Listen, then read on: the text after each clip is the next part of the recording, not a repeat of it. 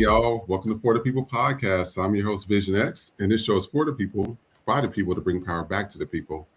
I'm joined by your veteran queen of judges herself, Miss Nikki. Hey y'all, you gotta turn the music down. What music?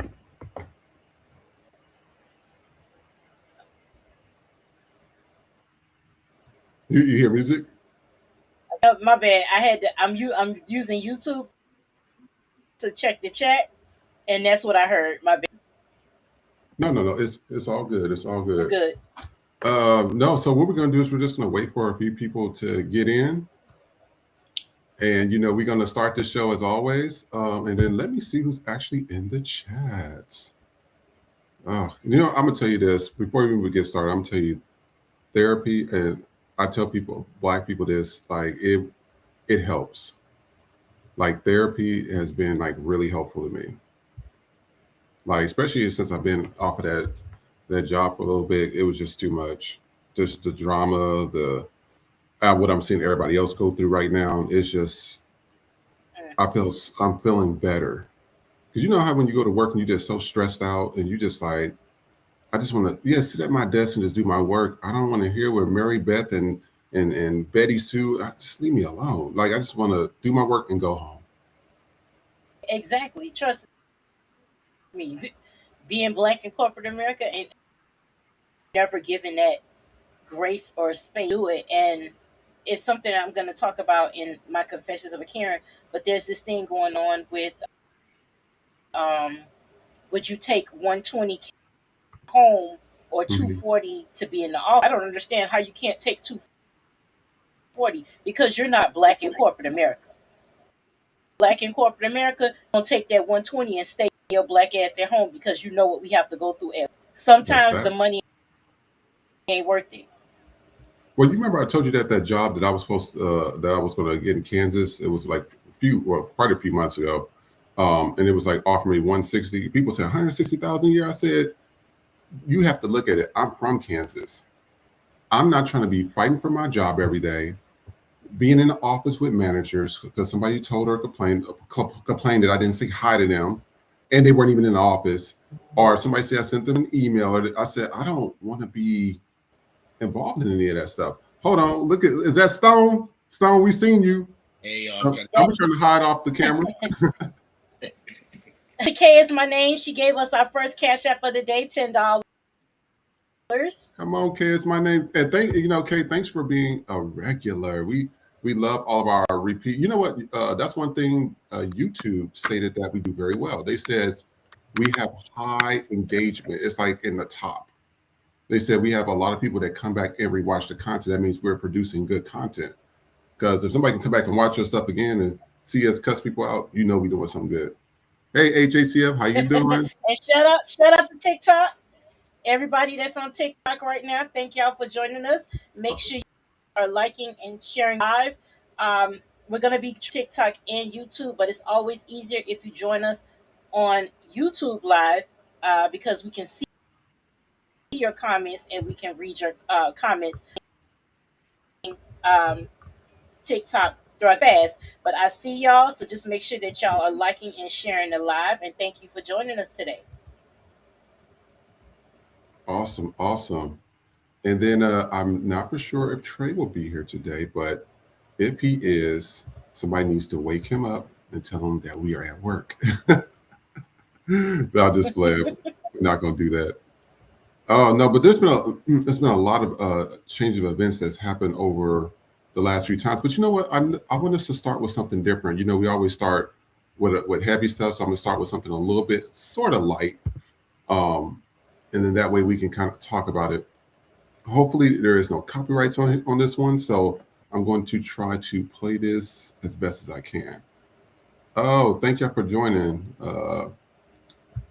Rayo 875. I think that person's new. I've never seen them before. Yes, Rachel is new.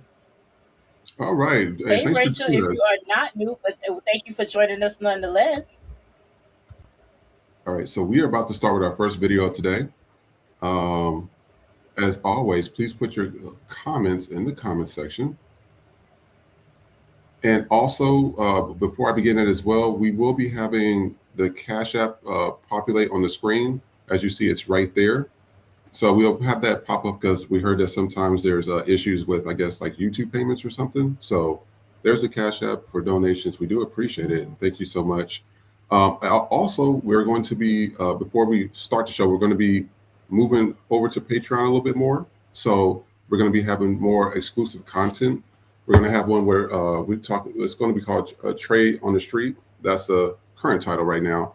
And that's when he goes into these like grocery stores and you get to see like how prices have really rose, or customer service firsthand, or things of that nature. So we'll make sure to be doing that to get y'all that content. HCFA, thanks so much. Thanks for the donation. We appreciate it. We really do appreciate it. Thank y'all so much for everything. Oh, we do have Venmo as well. Sorry, I'm still getting used to the graphics. So mind you, Trey's not here. That's the architect behind this. I'm more of the business side on the back end. So we're going to get started with our first video, and let's see here. I want to make sure it pops up. All right, here we go. I ain't real. You say I don't create, but your voice shake a little every time you hate. I ain't never. So that was the AI artist, and this was in regards to, I guess they've been making up like new artists, like people that's just totally AI, and you can't really tell that they're AI because AI makes things look very real and stuff. So, but Jermaine Dupri has something to say about this, because when it came to Milli Vanilli, it was all these issues. They lip singing and they're doing this and doing that, and then now all of a sudden, years later, we're going to just openly, publicly, just allow artists who can't really sing or that's not even real to sit here and have a spotlight. And that's taken away, because I like to hear somebody live. You're not like hearing a Whitney Houston or something like that. You're not gonna ever hear that again. So Jermaine Dupri said, so let me get this right. Years ago, the industry found out that Milli Vanilli weren't really the voices of their Grammy-winning record, and they were stripped of their Grammy. But now we're getting ready to accept people who can't even sing, creating songs for a fake person. How's this any different than Milli Vanilli? And what was also interesting is I was trying to figure out how the hell is an AI bot going to respond back to a human, but the AI generated thing decided to create a speech. So they're just taking AI, this is going overboard. I'm genuinely sad for people who are trying to come up and their space is being taken up by a computer program. People saying, damn, I don't care. She's so relatable. It's not, she is taking all the data, it's collection on us and what we want.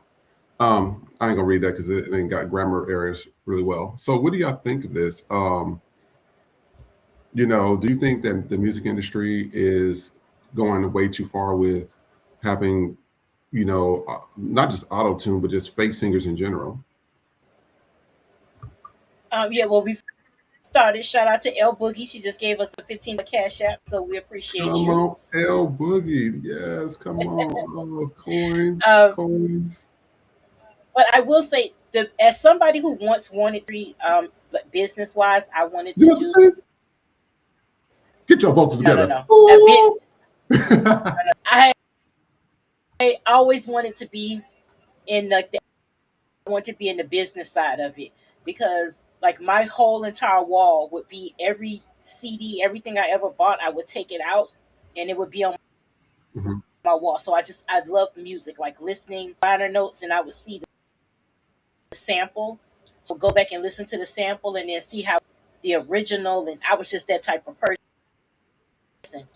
And to see the music industry, money has never been in the industry. Yeah. The money comes from the touring and the Yeah. merchandise, and that's where the artist makes the money from. And something that the business tries to keep from you. They want your publishing. They don't want you to own your masters. They don't want you to own. This is how somebody like Diddy is rich. He owns everything. He owns the publishing rights. He owns all of this stuff. Mhm. The music industry is always trying to get the profit, as much profit out giving any money out. So just like corporate America is doing, the music industry is doing, because again, we took away buying physical music For digital music, escape because now the streams, in order for you to even see, you can do like almost a billion streams just for Mm-hmm. money. So that was another way of cutting out, taking it from the artist. Because again, if you sell records, you're gonna get some money. Yeah. It lowers the price anyway.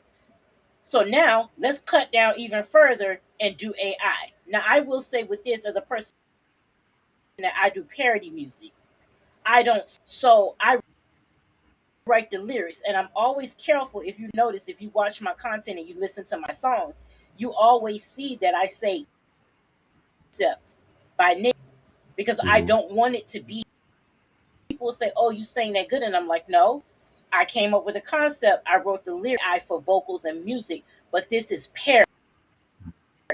I'm not going, do I sell it on iTunes? Yes, but again, it's parody music.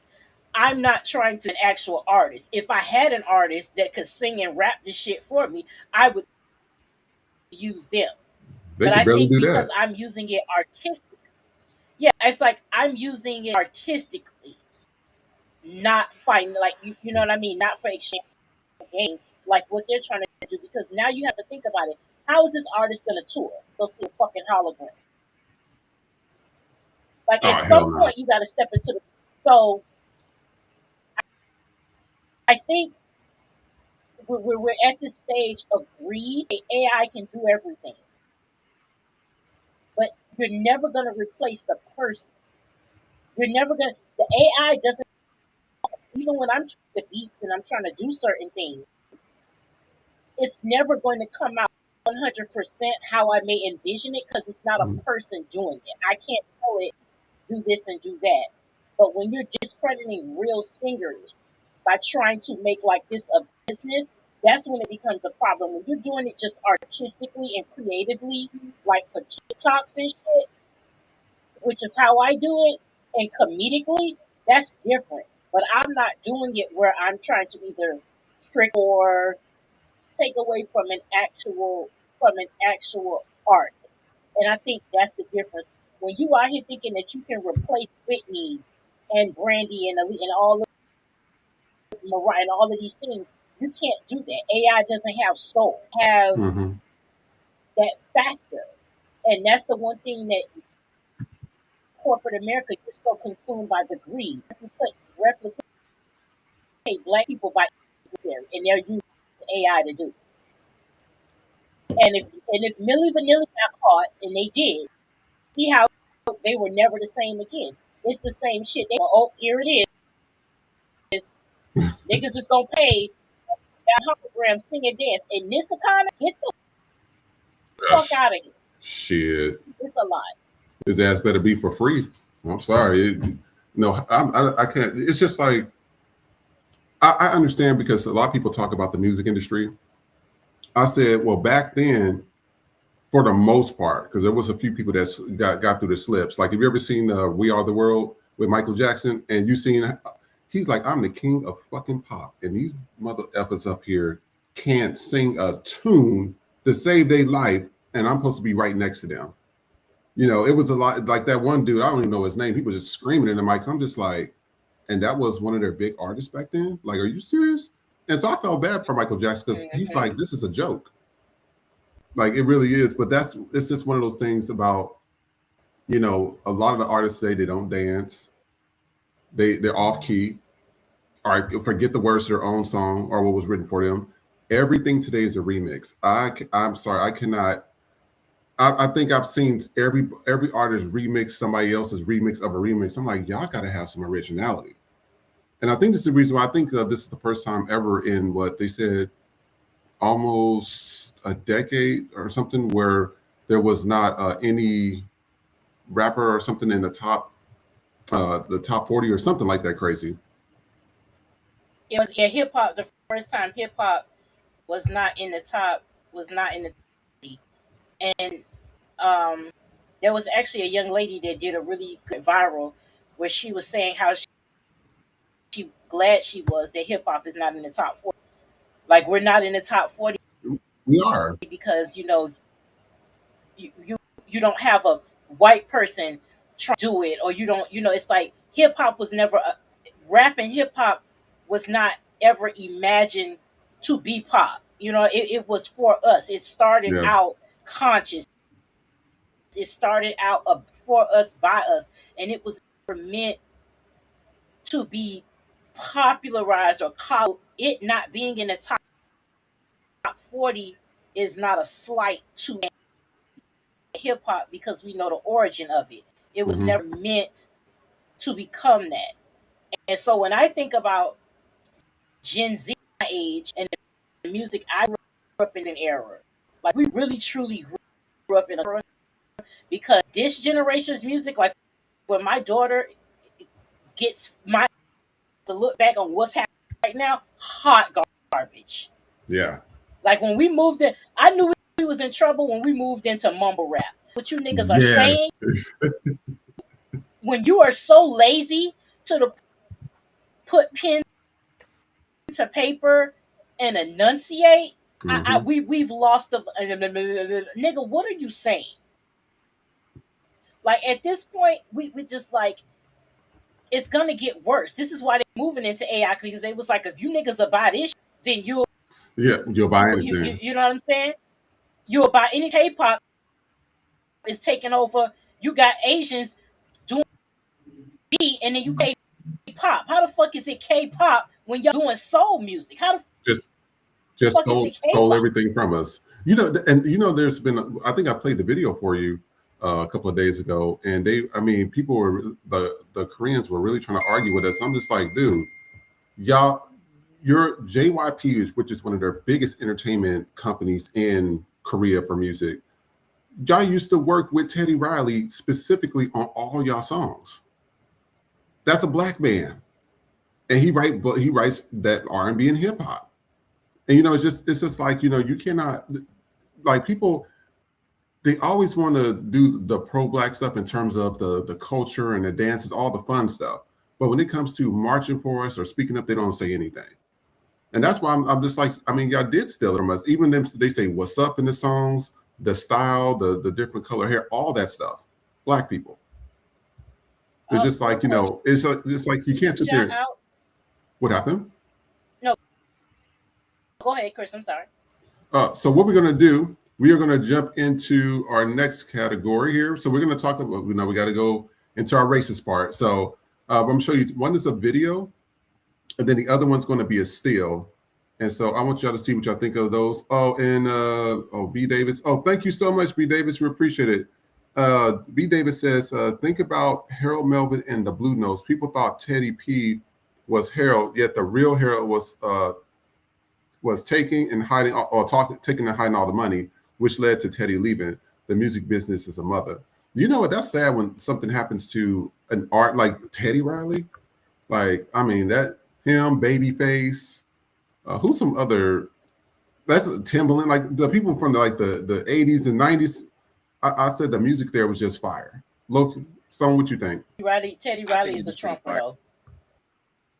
Yeah. Oh, really? Oh, and yeah, he voted for Trump. I don't know if it was this election, but it was the other one. And shout out also to J May 28. She gave our first super sticker for $4.99. So thank you so much. Super sticker. Oh, thank you. Appreciate it. I didn't even know they had super stickers. YouTube just be making shit up. They just want this charge it to everything. Just charge it to all of it. So I'm gonna play. Yeah, so thank you. Oh, so we are so sorry, Stone. We forgot you was even talking. Yeah, and it was I had a rough start. Camera wasn't working and stuff. But yeah, I know of Teddy P. I did not know he was a Trumper. That's interesting. The politics, No, yeah, we find out a lot of stuff. It's that thing. They always say that money changes you or whatever, but they already had money. But I think this was just a different type of bag. You know what I mean? And so that's what happens. People, they end up forgetting a lot of times. Y'all think people sell out because of money? Switch political opinions because of the money? Oh yeah, especially like clear example, Jillian Michaels, clear example. Now she worked on all these liberal shows and I'm all inclusive and things, and then all of a sudden, Biggest Loser is not on TV no more. Her little commercials ain't been on TV in a while. Baby, that that she need a check. She needs some money.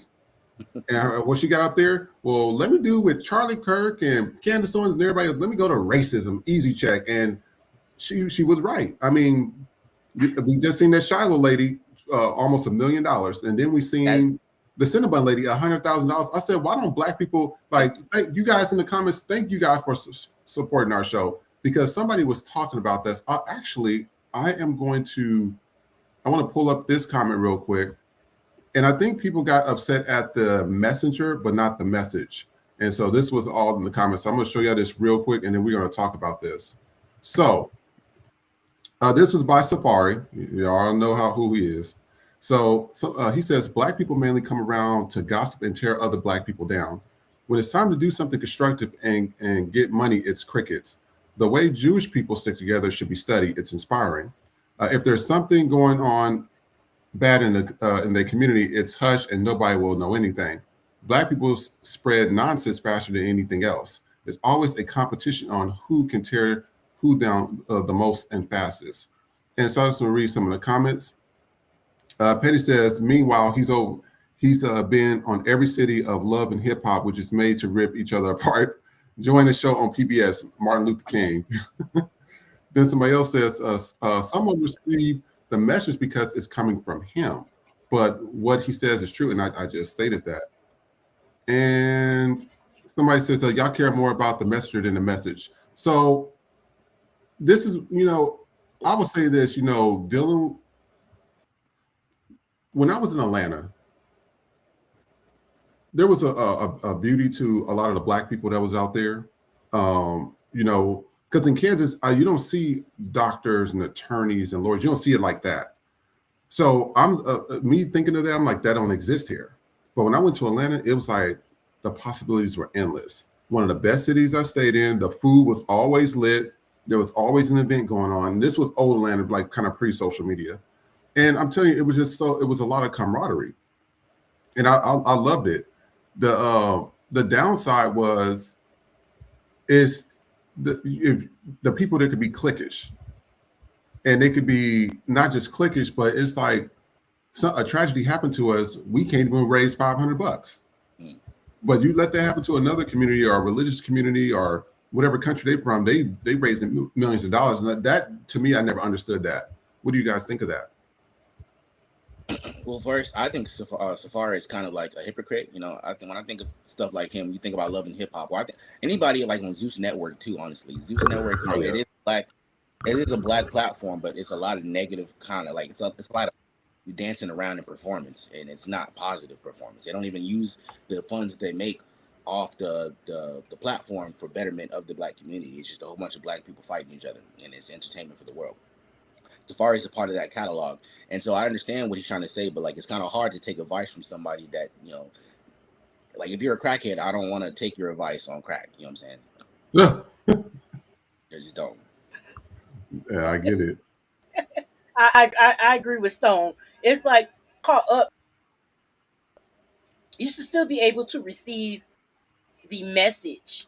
You don't necessarily have to get caught up in the delivery, but sometimes it is the messenger. And in his particular, situations, I tell people all the time, don't get my message, but don't get caught up in my delivery, because what I'm saying is important regardless of how it's being delivered. But I'm still the right person to deliver. On the other hand, is not, because it's like, again, you've been on a show that the whole purpose, even though it was a Black woman, is to paint them in that type of environment, in that type of light, for the sole purpose of being entertainment. And it's going to be entertainment to other niggas, but at the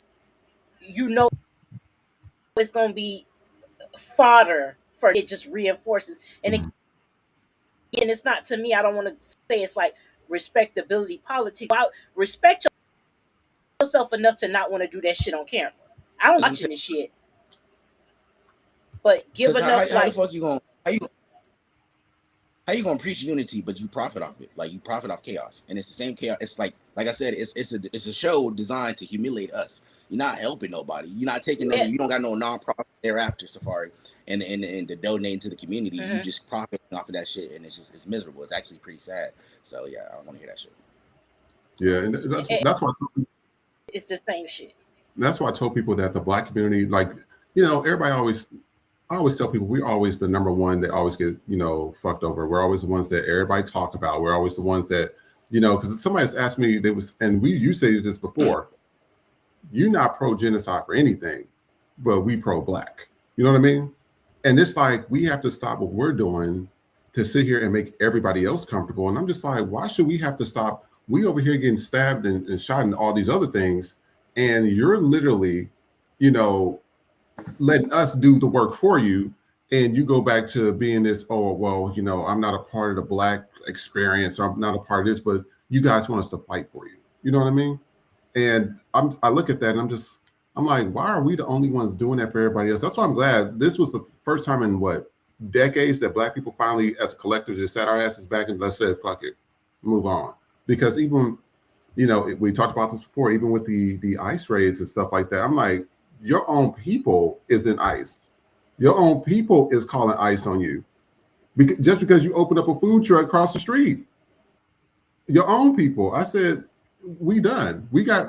Black people got enough in fighting with us as it is to try to get us together, because, we got the uppity Black person. Then you got the coon Black person. Then you got the really hood, it's just like, we're just so disfragmented.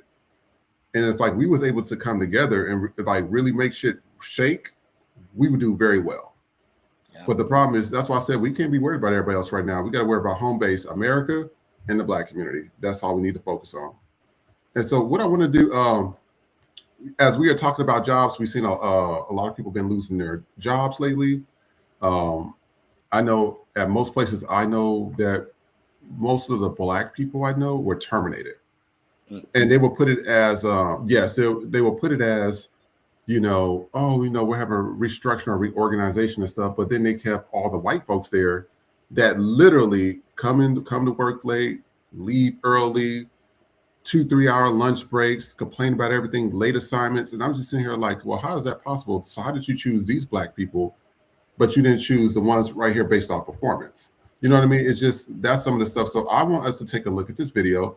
I thought it was really good because I think we should talk about this. And also in the comment section, please write in your comments. We do appreciate it. And then we are going to be right back.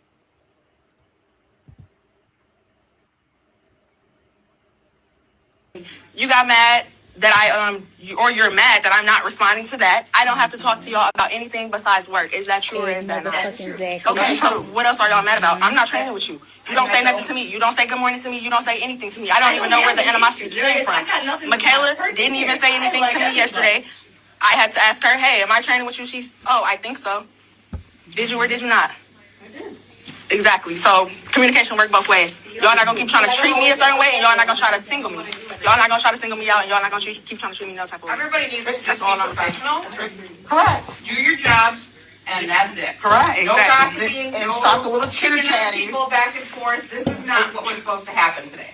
Okay, this was just so everybody was aware that we need to have a reset. Correct. Everybody needs to work together professionally and get along. And if you don't have to be friends. You guys. Beth and Barbara called that motherfucking meeting so that they can try to bully you. Them bitches, Michaela and whoever else, went to them and told them that you are not engaging with them, you're not talking with them, you're not playing that fucking game with them. Okay, that's exactly what the fuck happened. And then she was like, well, we should talk because we want to create a family dynamic. But when you clap back at Beth and Barbara ass and Michaela's stupid ass in that motherfucking meeting, that's when they tone changed. Because no, we don't have to be friends in this bitch. I don't have to tell y'all about my personal shit. I don't have to tell y'all nothing that I'm motherfucking doing. So kudos to this young lady for telling the motherfucker like it motherfucking is. Okay, she handled herself in that fucking meeting. Do I think it's over? No. Okay, because they did not expect to get their asses handed to them. Exactly. So I'm going to read some of the comments. Let's see. The first comment says, you don't have to be friends with your coworkers. I was put on a pip for not being social, engaging, and enthusiastic. One example given was that I didn't join everyone for lunch. Where is that listed in my job description? Oh, that's so stupid. Another one says a lot of people bring that high school shit into the workplace. I got work to do. I'm not here to make friends. We can be cool enough to get the job done, but we don't got to be friends. Speak to me or don't. The work still gets done. I do my job, do that shit well. I keep a paper trail and go home. I'm gonna have to like that one. Somebody else says, I haven't seen a can of ironing sprays in years. I was reading the words like it was foreign. That's a shame. And then one last person says, they don't like you when don't give a fuck and outperform them with ease. The real problem is she's probably overqualified and they're intimidated by her. So I know we talked about this like multiple times. This is the shit I be talking about that I had to go through at work. I mean, this right here, and I'm pretty sure you went through it, and I'm pretty sure a lot of you in the comments as well. But there is nothing worse to get up, and it was like I was having anxiety and panic attacks. That's how bad it was when I had to leave. They had hired this new white dude, and most of the time I don't have issues with the white dudes. It's usually the white women.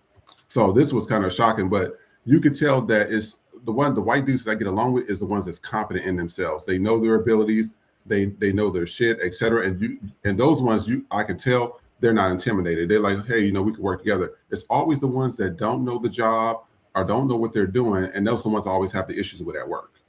And I would sit here and I'd be like, why am I having to have an issue for something that shouldn't be an issue? You know what I mean? And literally, he would literally, and I talked to other black people as well. And I said, hey, are y'all getting him? Because he's calling me like every 5 seconds about every single thing that's going on here. What the hell does he want? And they'd be like, yeah, he's asking about this and asking about that. I'm like, do he got any work to do? I said, like, I've never been on my phone like this, calling somebody over and over to see where you're at and did you make the trip? And I'm not doing that micromanaging stuff. And so it was just like that, some of the racial comments that he was making. And this is the shit, like, what she's going through in Kansas, it was nonstop. You walk by somebody's desk, they're not there. Oh, he didn't say hi to me. You didn't, I get here at 8. You didn't get here till 9. Am I supposed to wave to your ghost?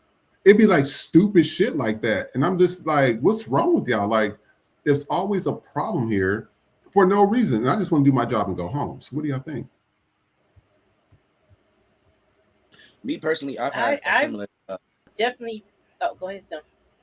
Oh well, I've had similar encounters with people at work too. I feel like there's always this underlying intention with like maybe like when it would be competition. You're not supposed to talk about religion and politics at work, but we do. You know what I'm saying? I feel like in a community or in an age where they tell us not to, it was for a reason. So we should probably talk about it because that's why we got all this tension online right now. So we talk about things, and then it would just always be like these there's just like these what do you call it, like these like low ball shots every blue moon. He'll try to hit with an all ball statistic or some shit like that, and just to prove his point, and now I do what I do, so I get to look it online and I can see where you get his rhetoric from. I feel a lot of these people got red pill content syndrome. They just love red pill. You know what I'm saying? And it comes from when you're like a mediocre person and you ain't got nothing going for yourself, so you start to consume the idealisms of somebody that is overly confident online, but is a hypocrite. You know what I'm saying? That's not just white people, but that's also just anybody that is overly confident online and they don't practice what they preach. And then somebody that doesn't have the confidence will consume that energy and then take it to their workplace with them. Yeah, I think having been in corporate America, I've always gotten the angry black woman had the freedom to just come do my job. So you need to smile more, or people don't think you're friendly, and it's just like I'm not here for that. I'm here to work. Is this affecting my work? Is something because I know I do my job and I know I do my job well. Mm-hmm. But I am not here for that. And so I make it a point to not, when I'm at a job, I don't give people anything. So I think, again, white people are never going to beat the allegations that slave feel in their DNA Yeah. with respect to people, because they still think they own us. I don't care what anybody says. White people in this still have the mentality that they own black people, because Mm-hmm. that's why they think that they're to us speaking to them, that they are entitled to the information as to what to do when we are off the clock. They think that they are entitled to ask us these questions, and even more, they are entitled to an answer, because they don't ask this amongst each other. They demand it from us. And when you work, it's like a cycle for black people. Corporate America is a psychological um, minefield. Because it's like, I mean, psychological landmine. Because it's like we have to constantly figure out where we're going to step, what we're going to do. We just want to come in, clock in, do our job, and clock out. That's it. We don't want to know you don't have to know what I did this weekend, because I don't want to know what the fuck you did this weekend. You know why? Because that's your fucking business. I Mm-hmm. don't need to know what for me to do my job. That's neither here nor there. I'm not gonna smile and dance on command. If it's not, then I'm not gonna do that. I'll never forget coming to the office. You know how you have these where you just don't want to talk. You know what I'm saying? Yes. You chilling, Yes. like talking. You just want to put your earbuds on, zone out, get this work done, and get out. So, because when you get home, so hey, let me plow through this shit so I can get the fuck up out of here. As, oh my god, I would never forget. You haven't said anything today. Are you alright? Everything okay? And it's like, nigga, leave me Yeah. alone. I was okay until you started asking me shit. It's like they always have to know what we're doing and what we're thinking. And again, this is what when I white people, especially white, accounted for us being free. Because ever since we became physically free, the paranoia has set in with white. They fear retribution. They fear black people doing to them what they've done to us. That is Mm-hmm. their greatest fear. Realize is retribution. That's why they still treat, because they have to have the upper hand. Because there is that if they we are going to them, we still don't have Mm-hmm. the resources to do to them what they've done to us. And even if we did, we probably wouldn't use those resources and build our shit. That's how much about white people, to the point where we're not even trying to get revenge on you, motherfuckers. We just want the resources so we can do our own shit, and you can finally leave us the fuck alone. Think that way. Mm-hmm. White people are always thinking in terms of retribution. That's what fear comes in. That's why they always say, "Oh, I feared for my life. I feared for my safety," because it's not a physical; it's a mental one. Mm-hmm. Constantly think that we're coming for them. Some ways, that paranoia is sort of their karma, because they can't escape it. The very Mm-hmm. people you hate can't live without. Imagine that. Imagine the very you hate are the very people that you can't live without, because your hatred defines your hatred has Yeah. defined your existence. So if we don't exist to you, if we don't, will you? That's their karma right there. That's their right there. They can never be happy, because the very people they hate, they need in order to literally exist. Yeah. It's when you look at everything, and I tell everybody, you look at the culture, you look at our style, you look at all the slang and everything. Black Americans in America, by far, is the most influential on the planet. We influence everybody, all the music, and this is what gets me about like country. They keep saying, "Oh, country." That's they keep saying, "Keep it country." I said, "You mean to tell me y'all want to keep it white, but y'all stole it from black people?" The banjo is from Africa. It's just like, but this is the problem. You're arguing with people that don't have any common sense. So they ain't got no common sense. It's just like you're just wasting your time. That's why I don't argue with, like, when I'm looking at the chats and stuff, I don't argue with those people. What I tell you, nigga, make a video of it. Because it's a waste of time. And I said, you're arguing with people that's just not intelligent. They're not trying to be intelligent. They don't want to be intelligent. They probably can't even function in that space. And they always trying to, like, you know, say what other people should do. And I'm like, why would I take advice from you? You know what I mean? I agree with what Nikki said earlier. It's like they fear repercussions. Even if you had nothing to do with racism per se, you're just the average mediocre white guy, right? I had a conversation with people, and it all comes down to, like, okay, if you accept the idealism that there's systemic racism and that racism still exists, then the following questions in their head come, okay, who's responsible for it? Mm-hmm. Who's going to pay for this? And then it's not necessarily that somebody should pay for it. I feel like as a society we should do the right thing, but because they think it's personalized, even if they themselves do not do anything racist, they feel like it's just like Nikki said, it's an attack onto them. And I feel like that's a big barrier, a big ego, not lack of selflessness, even though they claim to be patriot. Yeah, that is true.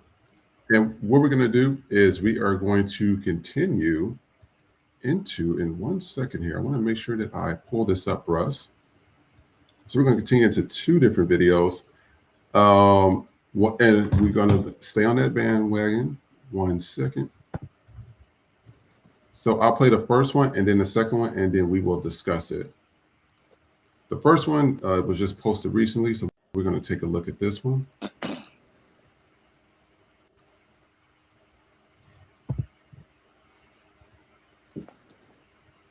Here's Matthew Medea. He likes to use the N-word. He's from Gonzales, Louisiana, and the news ran a story about his conduct, but they blurred out his face. They even went to his business, but they didn't tell you what his business's name was. I'm going to show you the news clip, and then I'm going to tell you the name of his company. Video footage shows the driver calling Cox racial slurs and telling him he must leave the neighborhood. Don't be back here because I got you on camera calling me. We are blurring the face of the driver because no charges have been filed against him. You know, some situations can't be passed up, you know, especially for nothing, when there was no reason he was provoked to do or act in the manner that he did. We did visit the driver's business to speak with him about the altercation, but it was closed. We were told by a neighbor that they were closed due to death threats against them. Cox says he is considering legal action.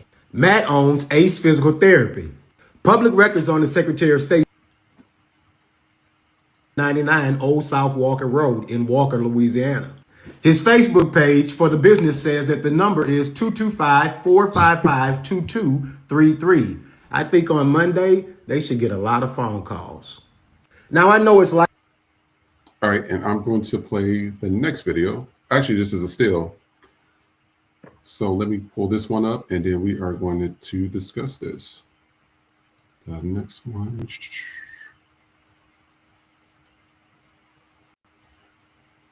So this one right here, this is just a still. So a black NC mom in Rutherford County targeted with hateful comments for adopting a white child.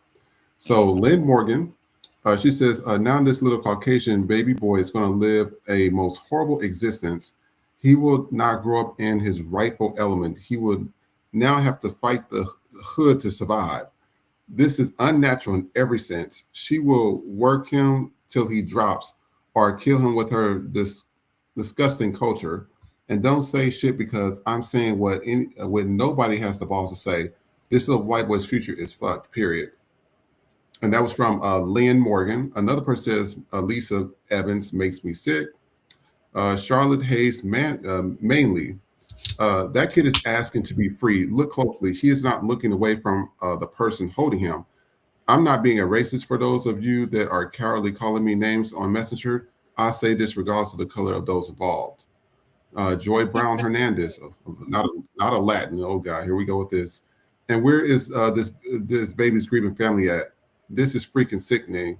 Quit stealing people's kids. Now you see why we stand back and stand by on you Latins. Y'all always running your goddamn mouths and putting yourself in situations you shouldn't be in. You I'm about to have a good time today. Oh I'm yeah, about to have a good time. And so I'm going to read some of the comments and we're going to talk about this. So one person says that baby will be loved, taught respect, and have flavor in his soul. Another person says that's exactly how we feel seeing black kids getting adopted. If that's the case, that's a word. Another person says, "I'm sorry. Did these white people making the hateful comments forget the white couple out of West Virginia that adopted 5 black kids and used them as slaves, and now they got 375 years in prison for the awful things they did to those children?" So this is what gets me about this. When other people, mostly white, when they do it, they can change Jesus's color, knowing goddamn well he's not from. He never had a silk press.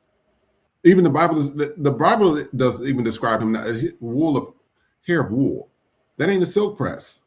That's not the straight. That's not golden retriever hair. That's not none of that stuff. So you gotta. It's like they always try to figure out things to make them look good in certain light, and that's what bothers me about stuff. It's just like, I mean, I when it comes to a black person adopting kids or of any race, at least we know that the kids weren't gonna wash their ass. They're gonna have good hygiene practices. They go for the most part learn how to cook, and we ain't gonna be having no future mass shooters like what white folks do. And this is why I be telling y'all, it's like adopted a child. The way they talk about the hood, you forgetting these bitches ain't never been to the hood. Mm-hmm. So how do you even know? It's just like they see shit on TV. They see a pimp movie and they think that they know the hood. I'm like, that's some imagination that you guys have. Y'all have an imagination of, yeah, we gonna sling that dope. Y'all talk like that. They be imagining shit, and I just don't get it. White people, that's a white person's imagination. So it's 2 things I got. When you see that in movies, that's a white person's imagination of black people are, and that's the part that we need to. These movies are white people what they think blackness is. That's not necessarily what we know blackness to be. That's how you can tell when it's our humor versus their interpretation of our humor. Hence these AI videos. You can tell when it's us behind that and when it's them behind things like that. I even go back to it, and I always heard that scene in Malcolm X where he's showing the word white and the definition of white, and then you read black and the definition of black. And even text is stark. Black is bad. It's not good. But white is light. Right. It means positivity. Black means darkness and despair. But white is light. Radiance is positive. All of that is by design for you to that's what you think. You think immediately bad, but white is immediately good. You rarely see black people adopting white children. But like you said, when you do, you know that child is going to be loved. You know that child will be well taken care of within the means that a black person has to black people adopting children. If it means the kids are staying together, and they'll work it the fuck out. They'll be poor, but they're raising those children right versus a rich 2-parent white household and be a mass fucking shooter. So the vitriol that they have for this black woman adopting a white baby, where's the smoke for the white parents? Why the fuck is that baby an orphan? Or better yet, if you don't like the fact that he went with a black woman, where the fuck?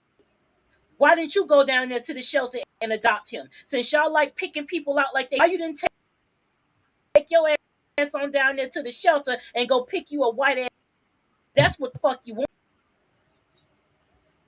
Since that's the fuck got such a beef with that black woman taking care of that white boy, where the fuck were you to go and get him your goddamn self? If you so worried about him being in a good home, in a non-black home, then where the fuck to go and get him to ensure that he was in a home? And then they're like, oh, not to be racist, while actually being fucking racist, because everything in your comment was racist. The fact that you had a problem with it is the racism. Now, black people fearful when white people adopt black children. That's a legitimate concern, given the way you've treated black people throughout the entirety of our existence.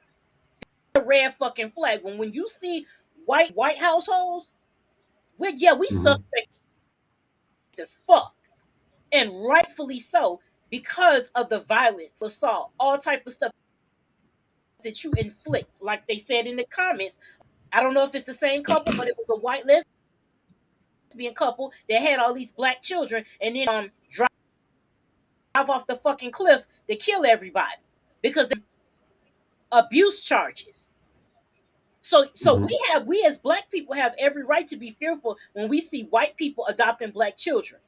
But that fear is not the same when you see a black person adopt a white child, and even but it happens.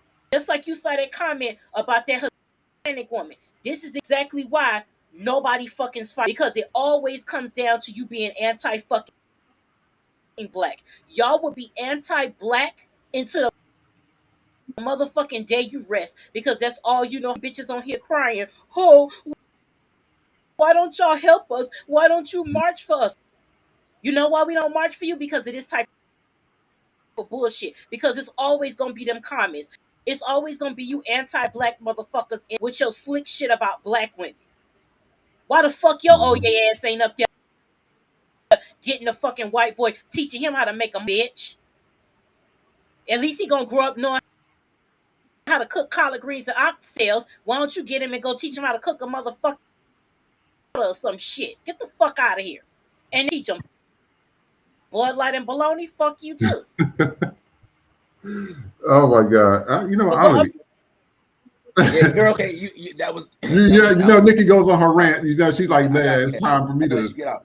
But it's two things. So it just reminds me of, like, everybody knows the dog whistle about DEI initiatives and shit like that. And even Mhm. though white women make up 55%, that's another story, right? But it just reminds me of, like, how they're talking about this woman. Reminds me of when I hear the dog whistle of, like, when you hear about a black pilot. Like, did y'all forget that there's a standard to being a pilot? There's 100 and some hours mandated for all pilots. It doesn't matter what your race or ethnicity is. So it's the same thing. If she went to court, she went to a due process where the court said she was safe enough to inherit this baby, no matter what the color of the baby is. But due process and training and all these parameters don't exist anymore when it Especially comes for to a the white black person. home. Yeah. Never matters to the white person when it comes to the black skin tone, even though there's due processes behind these systems that ensure the safety of the entirety of, like, whoever's affected by that system. And then the second thing that I got from this is funny that you brought this video up, because it also goes into hypocrisy, like you were saying. But somebody tagged me in this video, and you guys know what I do. I expose racism. I hold people accountable. I put them on full display. And so I'm working on a video right now of those same very screenshots. Look forward to it. And Stone, you've been doing a lot of things lately. Is there any revelations you want us to show on the show today? Anybody that need to be called out? Because you be Oh, finding the people. I'll be finding some shit. And it's crazy because it be, mind you, I'm not going out. The content make itself. I can't make this shit up. You know what I'm saying? I'm just doing my thing. I'm just doing what I feel is the right thing to do by holding people accountable on a presentation. But what I'm doing, what I'm starting to realize what I'm doing is, you're seeing the hypocrisy, how deep it and rootedly embedded it is. Because the same people that are talking all this derogatory shit and is getting the support, it's the same people that have the most horrific lives or backgrounds or whatever the case may be. And I'm hoping through my work, eventually, people will start to see a trend that the same people that are talking the most derogatory comments about humanity are the same scum that is, what they're projecting. They're self-projecting who they really are onto our masses. And somehow I'm hoping that you guys can see that over the course of, like, several videos down the line. Yeah, and you know what? I want to read some of our comments here. B Davis, you wrote a lot of paragraphs. So thank you so much. It says a white child is the hands of black people spells doom, but vice versa, the child is the best position of life. That goes back to how they thought bringing us from Africa was better for us. L also says, L Boogie, whites get on my nerve, period. Sick of their studio entitlement. I've been told to change my facial expressions. I told the supervisor to tell that person to come see me. Never happened. And that'd be the shit I'd be talking about right there. How we have to sit there and be at work, we have to sit there, and it's like they want us to be a clown to perform for them all day. And I'm saying, I'm not here for your entertainment. I'm not doing a jigaboo dance or any of that stuff. Like, I just came to do my work and go home. So L, I definitely see that. KS My Name says they don't have any problems with us being a low paid nanny watching their kids, but raising the baby as their own child is an issue. What's the show? We talked about this before. We can go all the way back to the 1700s. Black women was breastfeeding their children. White women didn't even want to breastfeed their children. White women thought it was so unbecoming and it was unprofessional to breastfeed their child and stuff. That's why they probably got all this mass shooters and shit going on right now, because they ain't really took care of their children. They took the niggas milk from the mama, from the black mom, but they didn't teach the kids how to be civilized in society. And that's where we're at right now. Kids, go ahead. I'm sorry. There's actually a study in Uganda suggesting that absent fathers elite is linked to extremism. Yes. Yep. The same extremism that America conveniently took away from the FBI website when it says that right-winged people are associated with more political violence than the democratic things. You take out the color, but who's predominantly the right wing. You know what I'm saying? Mm-hmm. You start to put all the stats together, it makes sense. But there's a narrative that America, or this administration rather, is trying to hide. Oh yeah, absolutely. And then also, Kids, my name says they don't have any problem with us being a low pay. Oh, no, I already read that. Sorry, read that. L Boogie also says a white fragility, and I really think these whites are out here calling those of African descent niggas so they can get a GoFundMe. I mean, shit, that seems to be the most I'm telling you, if I was a mediocre or subpar white person and I could not make it, I have a saggy ass face, I can't sing, can't dance, I can't keep a job, barely graduated high school, I would go to racism. That's the easiest paycheck for white folks. I mean, literally, all I got to do is say nigger and I can get $1 million. Oh, shit. Nigger, yeah, there'll be so many niggas out here, I'll be calling everybody. I mean, literally, it's just like, I mean, just to see the support, and that's why I said, we stated it before, their greatest invention is racism. That's their greatest invention. I'll be sitting here, I'm like, that's all you have. It's racism. To get the job, you got promoted over me based off your skin color. To get through the door, they want to see a white person. I mean, this is the stuff that I see all the time. That's why I said black people, we just need our own space, but the problem is we just want to be left alone in our own space. We don't need them to come over and drive into the town, and we're not trying to do a Black Wall Street. We just want to live our lives and be left alone. Like black people, if they wanted to seek retribution, we would have did that shit already a long time ago. Yeah. And so that's where I just have to deal with that. Oh, and then B. Davis says, white people created the circumstances black people are in, and yet charge us for being in it. Malcolm X once said he has no mercy for a country who penalize those for crumbling under the weight that they set. And then L Boogie, because they only see black of her skin and not the reason why the parents have their child up for adoption. Like Nikki said, everything's about racism. One thing I want to say to that as well is that,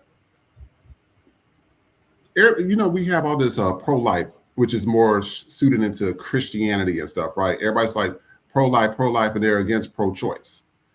As soon as the baby is born, these same people, they don't go to the adoption agencies. They don't go to be foster parents. They don't give money to feed the children. They don't do none of that stuff. I said, if you're going to be pro-life all the way. Don't just be pro-life for a religious reason. And that's what gets me about the pro-life and pro-choice thing. It's just, it's kind of stupid, because I'm sitting here like, y'all really not about that. You just aren't. And it's just the way that it is. The pro-life, again, we talked about this. This actually coincides with one of the clips that we just recently put up. Is that it's about the numbers. They're pro-life because they need white women to have white babies to keep the numbers up, because they're dwindling. So it's not about pro-life as in you really want the baby to be here and succeed, and no, you just want a baby to be born. You just white kids as possible, preferably boys, to keep the numbers up. They don't give a fuck. Children, once they get here, hence you carry babies from men, white men or men in general. This is why you're trying to make girls who are having babies by their babies. because you don't give a fuck about the baby. You don't even give a fuck about the mother. It's just one more white child in the world. And therefore, your numbers get to increase. That's all why they want control of the white womb. What they need more white children. They don't give a fuck about black women having babies. Those videos that we saw recently where one mother, the baby was in so much distress, the baby was born with his eyes open and a fucking bowel movement. Had a baby coming out her ass, and this bitch is sitting here asking about fucking insurance. Then you had the other lady where the husband had to take her out the hospital and she had to give birth in the fucking car.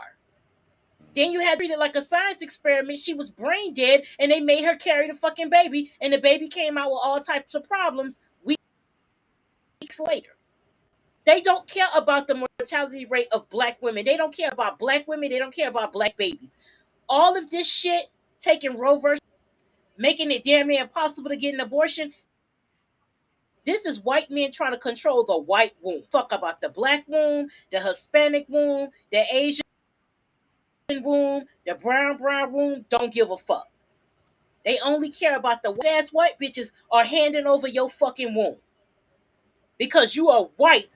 Because you see yourselves as being white before you see yourselves. And you bitches ain't gonna be satisfied till you walking around with them red bonnets on some Handmaid's Tale shit. Y'all ain't gonna be satisfied until y'all around here with them fucking red bonnets. And when you wearing the red bonnets, niggas gonna be, bitch, we tried to tell you. Did you watch the series of Handmaid's Tale? I feel like it's gonna piss me off too much, so I gotta know. Yeah. I trying, but I really feel, white women already pissed me off enough. I feel like that shit is just gonna take bitches. Not like I hate you bitches, but I hate you bitches. And I just, I've been stepping. It's gonna wear you out. Handmaid's Tale is going to wear you out. Well, because it's just, God damn. The one thing that got me about the series, and I was sitting here like, what was crazy, and I said, but look at how white women act. I'm like, y'all act just like these characters in this damn show. My thing was Serena's character, how these women who weren't able, I guess, to have children, but they ended up they held down the other woman while their man did the girl. And it was the female that did, and I said, who fucking does that? But literally, just we seen that video, what was it, a few months ago, where that white girl was like, I had this healthy baby. She raped by her father or grandfather, and she said, I just want to let you know, if I had an abortion, I wouldn't have had this healthy white baby. I said, baby, that's incest. And the way, and it was not just that, it was the audience reaction and clapping for that shit. And I said, so Handmaid's Tale to me is not off. It's not off. It's right around the corner, because they already kind of believe in that now. Sleeping with the cousin, sister brothers and stuff. I tell you, I will never forget when I was in that small town, and they had a whole booklet of who they could not sleep with or procreate with, because everybody is kind of related to each other somewhere, shape or form. I said, it's sickening. But I said, this is exactly what goes on. And so I want to continue the conversation. We got two videos, and one is a still image. We're going to go with the first one, and let me know what y'all think in the comments.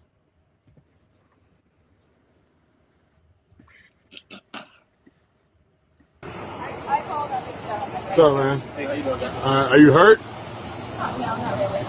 You want Max to check you out? No. All right. So I just was on the balcony, and I was like, "Excuse me, like, can you make that noise stop?" Because he wasn't in the vehicle, it wasn't moving or anything. But can you just make the noise stop? Like, I have to get on this phone call. People live up here, and he just dismissed me. So I came down, and I was like, "Can you please make this noise stop?" And he's like, "Get the fuck out of here."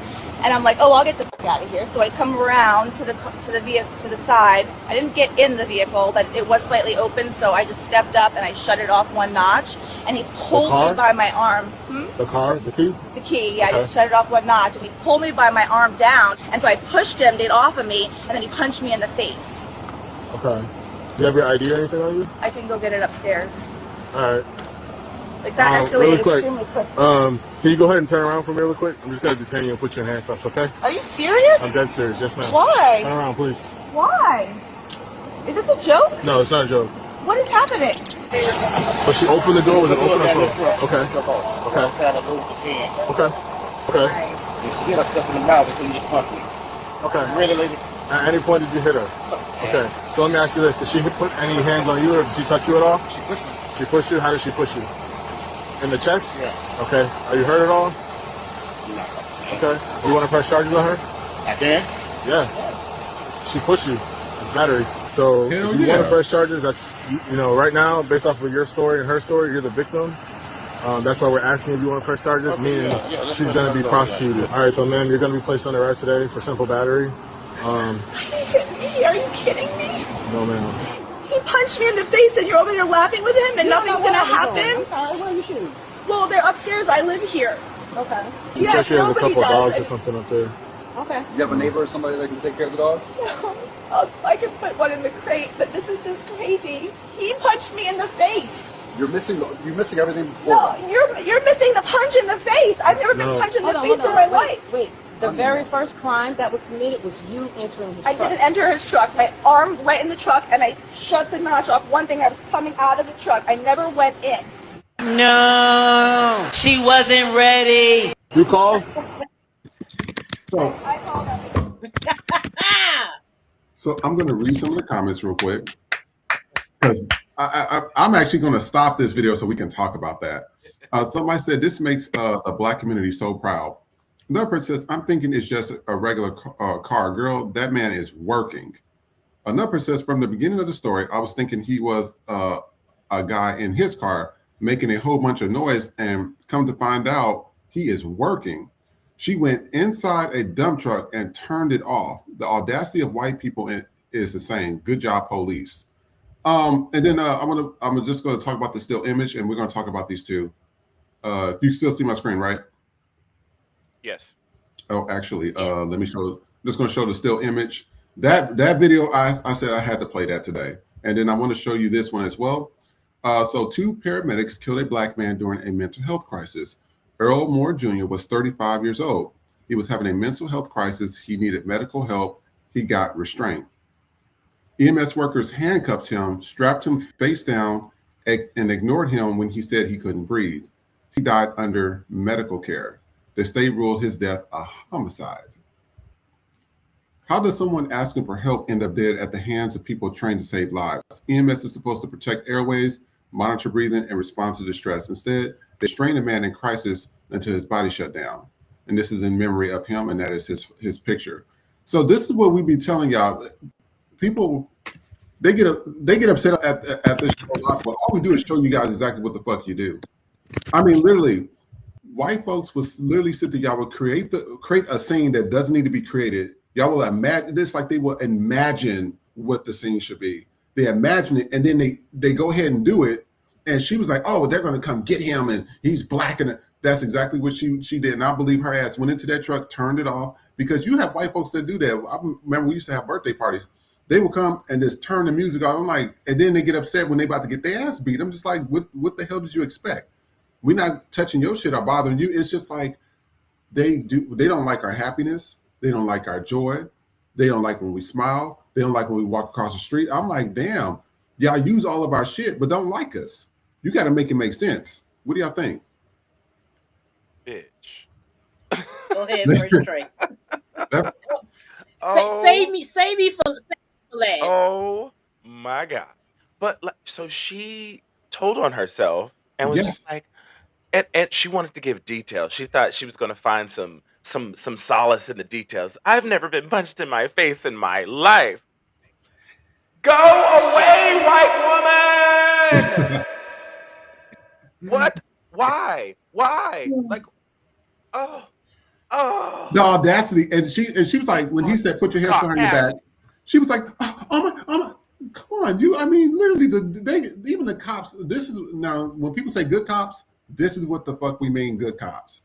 This is what we mean intelligence. They put 1 and 1 together. They're like, bitch, you lying. Put your hands behind your back. Let's not even go through this. And your ass is being charged for battery. Period. I There don't love need to be no discussion. There don't need to be no conversation. You can go exactly. work it out in the courts. Just And then work. this is another thing. She's talking about her dogs. I'm like, well, bitch, you wasn't worried about your dogs when you went out there to do this. It's Exactly. like they don't think Not. of the consequences. They Mhm. just do it. And then they're like, oh, I'm white. People are tired of that. Y'all been doing that shit for 500 years. It ain't helped get your life better or nobody else's life better. It's just, you just being racist, just wasting people's time. What was you about to say, Nikki? Oh, well, hold on. Did you want to have Stone go first? It's I'll save me for last. yeah, you it's unfortunate because like everybody should know that there is a pattern of black people being disproportionately mistreated in the medical field. Like maternal deaths, for example, are dramatically higher in black women, according to U.S. in 2023. I think it was like 53 53 per 100,000 versus women, black white women being 14 per 100,000. That's the dramatic difference in mistreatment. They think that black women have more pain tolerance. In general, black people have more pain tolerance because of biased and faulty medical documents that existed pre-slavery. Like when they were developing medicine very early, they were experimenting on black people, and so now that bias kind of carried into the medical world modern day, and it made the racist himself. I mean, I said the racist himself. The doctor himself may not be aware that he's being biased, but from my experience, I live in Las Vegas, for example. It seems like a lot of these doctors are like Mormon. You know what I'm saying? And Mormon history also has a lot of racism in it too. So Very racist.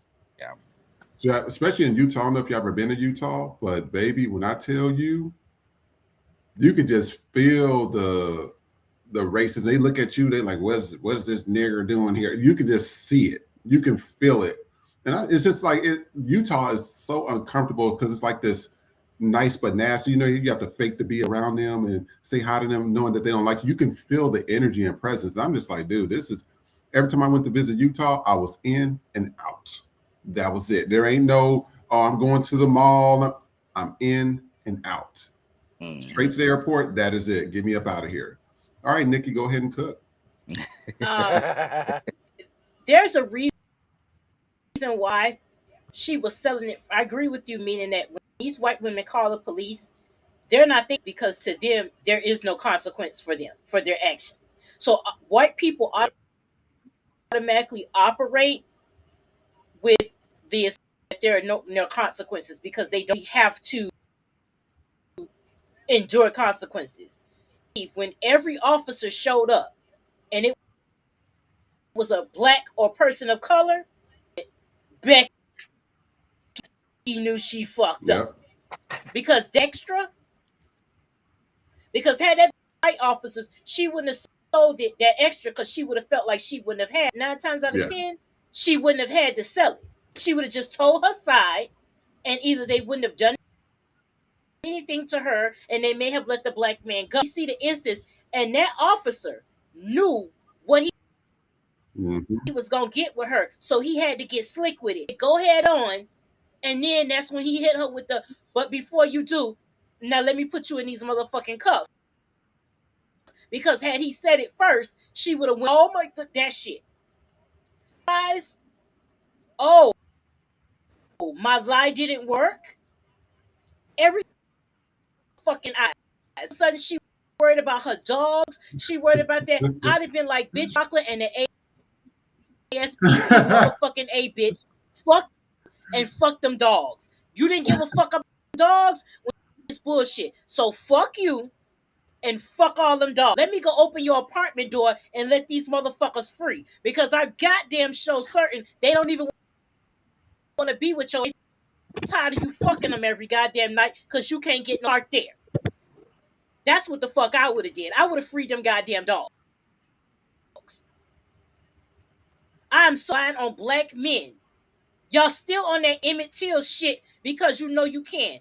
The most dangerous shit in America is a white woman. All a white woman need in life is her privilege and her tears. A white woman can get you killed with her fucking fake ass tears. That is all it takes. Yeah. If that had been the right fucking cop, had that been that man would have lost his job, life. Yeah. Behind some lying ass. You white women problem. Y'all are the reason, and then you wonder because of shit like this. That man was doing his fucking job. I saw on Instagram the other day a couple was doing wedding photos in the park, and somebody white to the man had to walk over there and show that he had a permit to be there. How fucking racist can you be when niggas taking wedding photos up? A wedding makes anybody happy. Like, oh my God, look at how beautiful that is.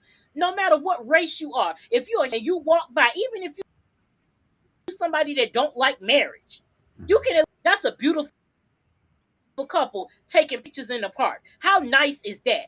You know how racist you gotta fucking be to try to fuck up somebody's shit like that because you don't have nothing today except be white? Because when you look at it like that, then all you have is being fucking white. I could tell how boring your fucking life is. But I am so glad that that video ended the way that it ended in fucking justice. Because that often, every time, the way that man said without hesitation, I want to press charges, I don't give a fuck if it's most minuscule shit. Yes, I'm pressing charges because you've been calling the police on some dumb shit. Because I guarantee you, if a black person stupid shit, we'd be arrested. Yes. For reporting a fall out hesitation. But you white bitches get to call the police. That video we saw last week with the Amazon driver. This man spit on him. He got his shit rocked, and now all of a sudden, oh, call them motherfuckers. Y'all act like when y'all tell us to call the police, go ahead and call the fucking police. Because you motherfuckers know y'all wrong. So go ahead and call the fucking. But I am so glad her ass got arrested, and I want a fucking update because I want that bitch. But I want her to have a fucking record. I want you to have to apply for a job, and that have you ever been arrested? Yes, bitch. Right. Because I'm tired of you white fucking women. That is justice. That just the fact of us. That's the type of shit I want to see. That's it. When you call the police, and yeah, I want to press fucking charges. Start pressing charges on these hoes. I up in. Exactly. Man, that's but it's just that thing. I'm like, they will imagine something that doesn't exist and create a scenario like that. And I'm just like, I mean, literally, this man could have lost his life, but they don't. We stated this before. I think something's in their DNA because they don't care. They don't care. They don't give a shit. It's not just that. It's also main character syndrome. They got to be the main character in everybody's story. Oh, I have to be the center. I think me and Nikki talked about this before. We'll be talking about something with soul food, just cooking soul food. Yeah. White person would assert themselves as the conversation. Well, I like apple pie. We ain't even talking about that. We're talking about greens right now. And just insert themselves, and they got to be the main character. And then if you're not highlighting the damn apple pie in this conversation, then they get pissed off. Yeah. I'm just like, you got to make it make sense. Like, either you like us or you don't. But as long as we performing for them sexually, as long as we shaking our ass on TV or entertaining them, they all cool with that.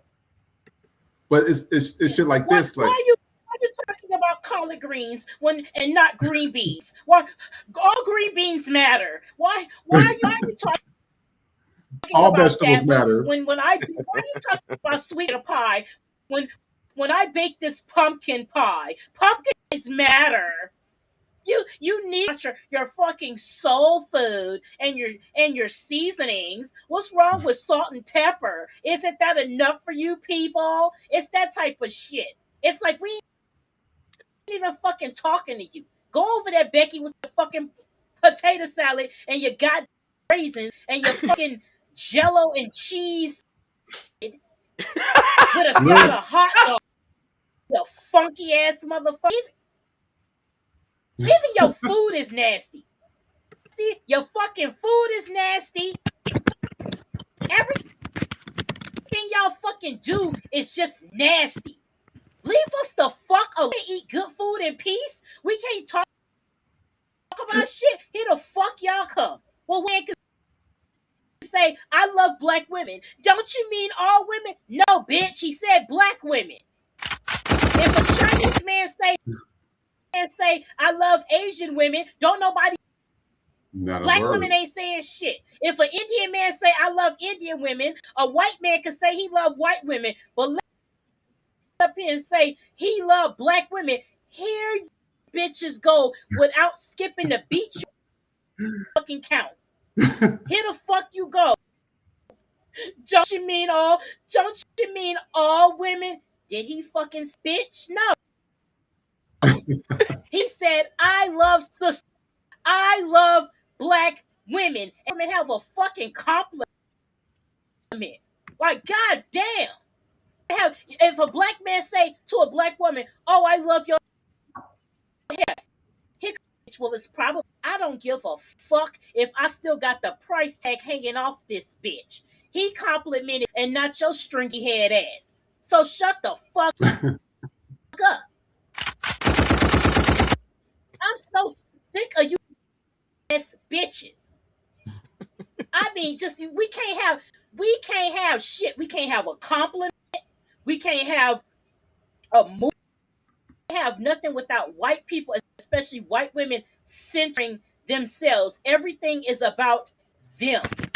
It is always about them. We can't have anything. Oh, don't you, it shouldn't be open to everybody.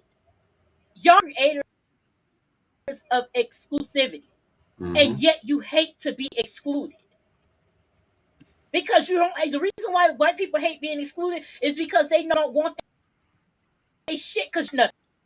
What the fuck we gonna steal from you? Our shit back? The only thing we could steal from white people is it, because you took it from us. The only thing we could take from white people is shit you done took from us the fuck back. I am so sick of you insecure ass bitches. You hate black women, but you do everything white. You hate our bodies, but you go pay a bitch to get our body. This part. But you go pay a doctor to get our lips. You pay a doctor. You run here taking tan. You hate us, but you tan the fuck up. You hate us, but you hate black women, but you augment yourselves to look like black women in order to get black men. And that shit. You don't like us, but you take it. I saw a bitch that fucking video about Trump and was using rap music to like prove the point. So you mean to tell me you can't even listen our sounds? You racist as black music to convey your fucking point. That ain't the most backwards ass shit. Y'all, you hate us, but you need us. You need us for the views. If niggas didn't exist, white people would not have no fucking content because of fucking steal. You wouldn't have no content to steal. And these apps know it. And TikTok and YouTube don't fucking know this shit. They know where the inspiration is coming from. They don't want to pay us. Exactly. Without us, they don't have a fucking platform. They don't give a fuck. Because we got to be the blueprint to steal it, colonize it, and then make more money off of it. Because if it's coming from, it's gonna make some money. But they know niggas buying this shit, which is on the fucking platform in the first place.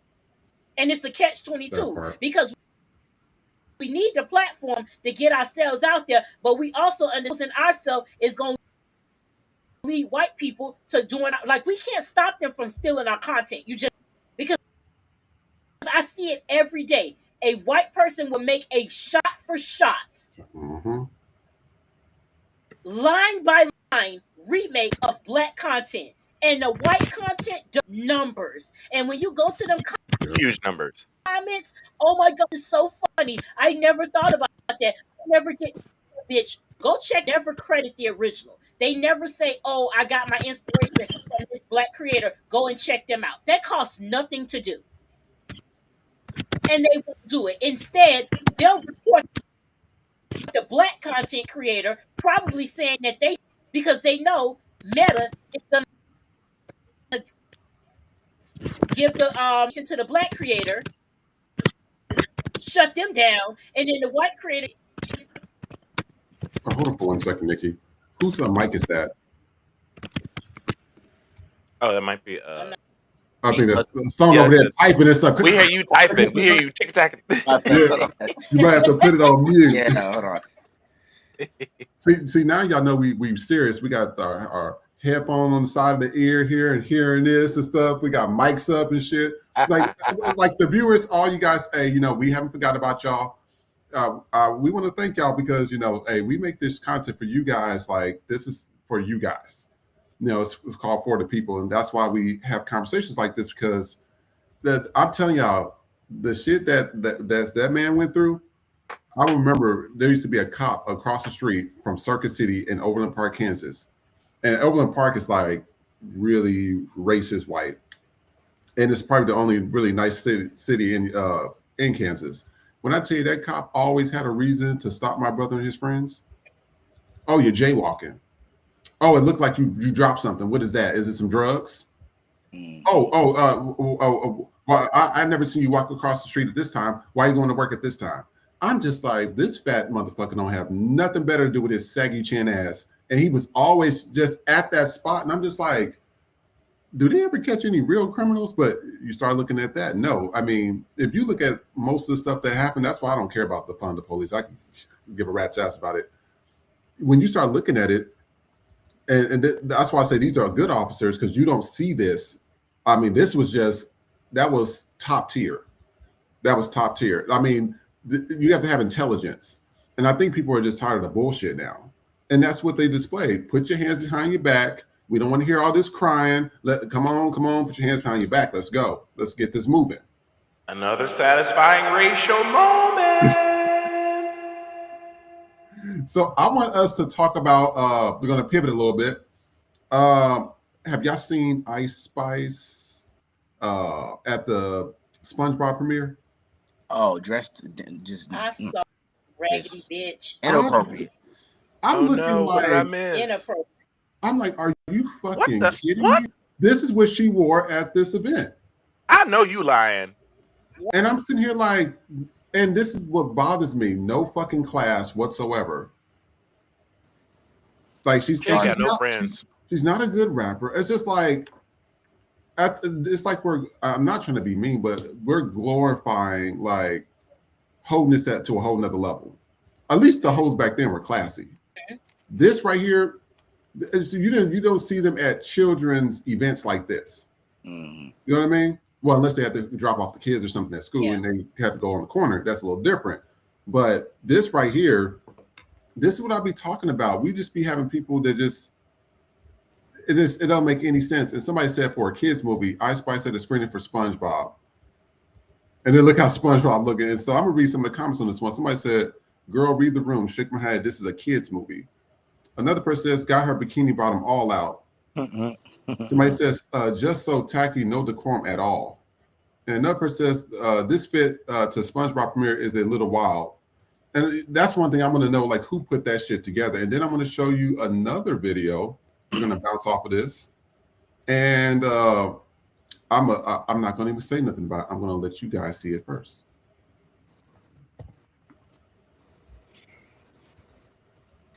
You're a man. So now wait. No, bitch, you're cute. So I'm not even gonna read you You because have you no didn't come on my time. I don't want to be. Bitch, I don't want to be y'all. I'm her. Y'all bitches are nobody. Bitch, you can't. You're bitch. You're not a trans. Bitch, you're a man. Exactly why I have a problem with y'all dykes. You're a man. You're not a girl. You're not a female. You're not a trans. Are women like no? Bitch, you gotta do all that. Bitches can't compete with it. I'm trying to tell you, I'm not a bitch you want to argue with. You are the type of bitch that I want to argue with because bitch, you're top. Bitch, you literally look like Sid from Ice Age. Bitch, you're your motherfucking body. Bitch got a whole hairline. Bitch got a whole hairline trying to pop it on my time. Like, bitch, you're not trying to pretend to be a nigga. Bitch, you sitting here trying to talk about me being a nigga, bitch, and that's what you're trying to emulate. Bitch, you got a whole hairline trying to cock my teeth about me being trans. Bitch, you trying to act like a nigga. Bitch, you can't see me with that fried ass, over fucking processed ass hair. Bitch, like I said, bitch, you can't sit with me. You'll never sit with me. You see this bitch? You see it? Bitch, multiple bitches think I'm that bitch. Try my motherfucking time. Bitch, in real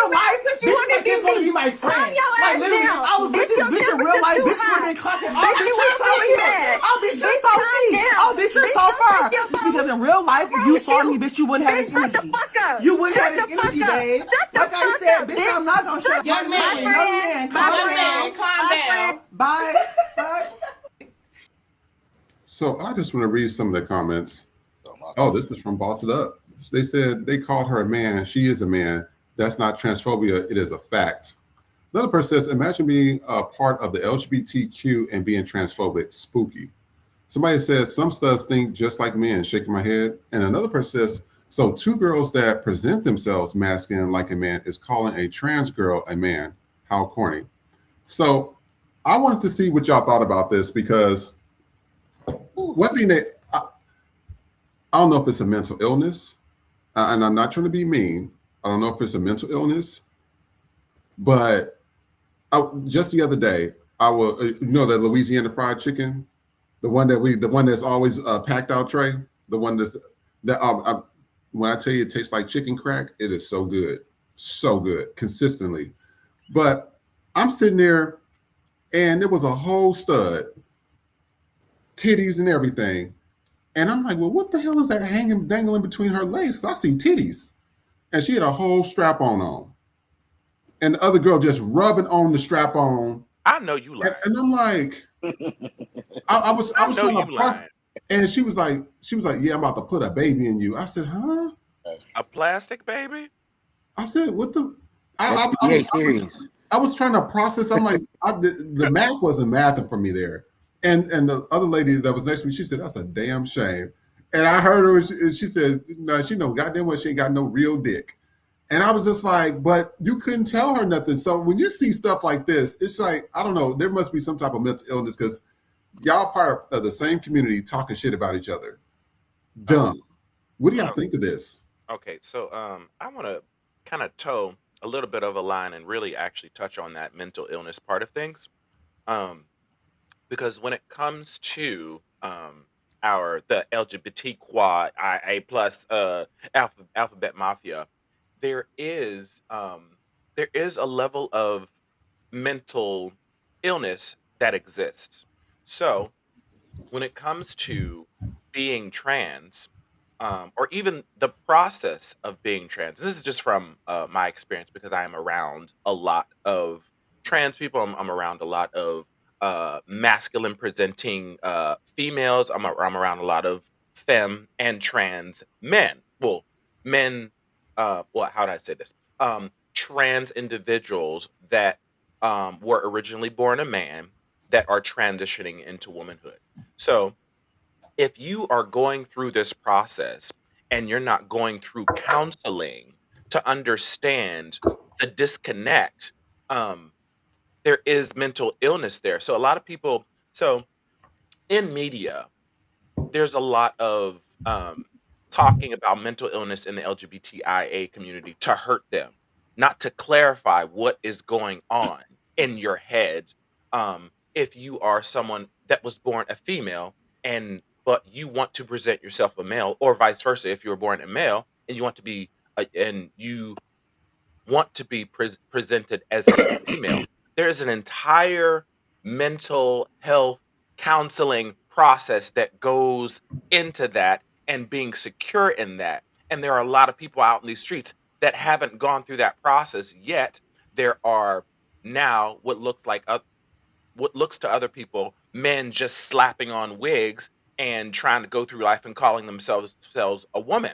There's a lot of that out there. And then there's a lot of butch females trying to slap on cornrows and a hairline that, again, haven't gone through the mental health process. They haven't gone to counseling. They haven't figured out what's actually going on in their heads to make them feel a certain way. So now we have a bunch of people, and I don't want to say, oh, we have a bunch of trannies running the streets, and we have a bunch of how can I say, a bunch of bulldaggers, running the streets, not knowing who they are. But like, it really is that. Like, if you have not, if you have not done the mental work to be in this new form that you're trying to take, then you are literally a crazy person.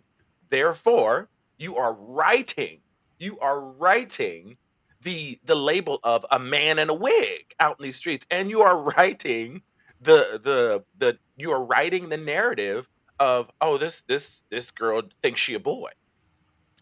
I want to chime in on what you said there. Like, I agree that it's a lot of mental health, a lot of mental work that needs to be done. I grew up in Vegas, and Vegas is very one of those places where you see a lot of bizarre things. But I got a lot of diverse friends, some of them being trans and whatnot. And I talk to people, just like a regular person. Though people grow up in like an unsafe and rejected environments, and like I feel like when you don't address these things that come from childhood, you have these identity boundaries that feel like you have to survive. And so when you feel attacked, things happen. And then also take into account that online amplification. Online makes everything worse. You know what I'm saying? Social media rewards outrage. We know this from racism firsthand. You know what I'm saying? But I feel like it's also, think about where they were on. They were just on like something like a Google or I mean like a Zoom thing. I don't know what the application is where you battle random people online. And sure, so your pride is on the line, and you're getting attacked in front of what I would presume is streamers. You're streaming and people are watching you. So I feel like that's another part of the issue as well. Real life. Nikki, what do you got to say? I think you might be on mute. For me, we throwing glass. How you throwing stones and then how in a glass house? It's like, how the fuck are you a stud? So you're basically kind of doing the same thing, except you keep me up in there. It's like, how the fuck are you a masculine woman and you're getting mad at a trans woman, a feminine presenting male? Y'all know where the fuck I'm trying to go. I ain't trying to misgender nobody, but it is what it is. As a trans woman, you are a feminine presenting, if you still got your parts, and then as a stud, you're a masculine presenting woman. How the fuck are y'all beefing? Because I mean, y'all going. How the fuck are y'all beefing? Weird. Because the trans woman, y'all ain't even playing for the same team. Because I would think the trans woman wants to have sex with a cis man, and you a stud, and you don't want cis men. You want cis women or not lesbian women. I don't know. This shit is confusing in the motherfucker. But either way it go, y'all should fuck y'all. Why do you fucking y'all beef and to my studs out there? This is no disrespect, but unless you want to be a trans, get it. When y'all fucking, you're using a dildo. I'm not taking away from that. I got a fucking vibrator. This is we drift for a quick second. Ooh, come on, vibrators. Okay, listen. Go back to the episode before last. I showed y'all what the fuck I'm working with. So listen, I understand taking it too fucking far. Okay, why the fuck are you wearing a dildo throughout the course of the motherfucking day for sitting down, bitch? Like let's keep it a fucking buck. Like you still gotta piss sitting down. Why are we going through this boxer briefs? You still got a pussy. Like at the end of the fucking day, you got what you got. How the fuck you gotta use it? You gotta be delusional as fuck, rubbing on some goddamn plastic, talking about something. I'm gonna put a baby in you. What type of immaculate conception shit are you bitches on? Play to a next fucking level. At this point, because you want the parts to do that shit. So my thing is, how the fuck are y'all beefing? That don't even make that don't even make no fucking sense to me. I don't got the answers. It's weird as shit because. What'd you say, Stone? I said I don't got the answers, but I feel like I can see it's different. It's two different groups, different priorities. But like a trans person may need like legal changes. It's a healthcare access, but a gay man or a lesbian might need like laws for workplace discrimination or HIV resources. So when money and attention and political oxygen, if you will, is limited in this space, I can see how people fight so easily. You know what I'm saying? And I don't have the answer for that, but like I understand it. You know what I'm saying?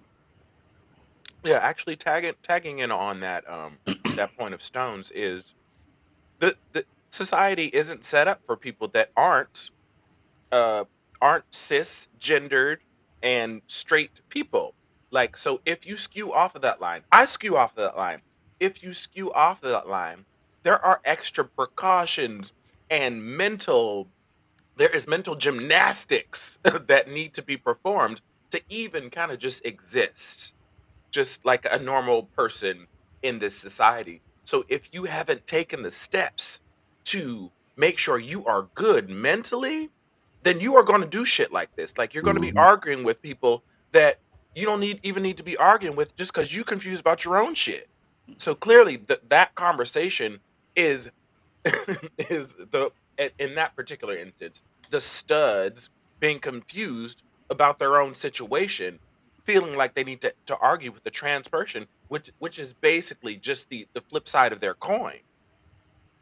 Yeah. You know what's funny about that? I want to ask you guys, and also the viewers watching, have you have you ever had an altercation with a stud? I don't know why. I only have altercations with the black studs. It's like they feel like they gotta prove themselves. I'm just like, I will beat the shit out your ass if you don't get out my face. Like, I be looking at them like, you do not want these hands. That's not what you want. And they would buck up, they start grabbing themselves, and I'm seeing a whole fucking top rack of titties just shaking.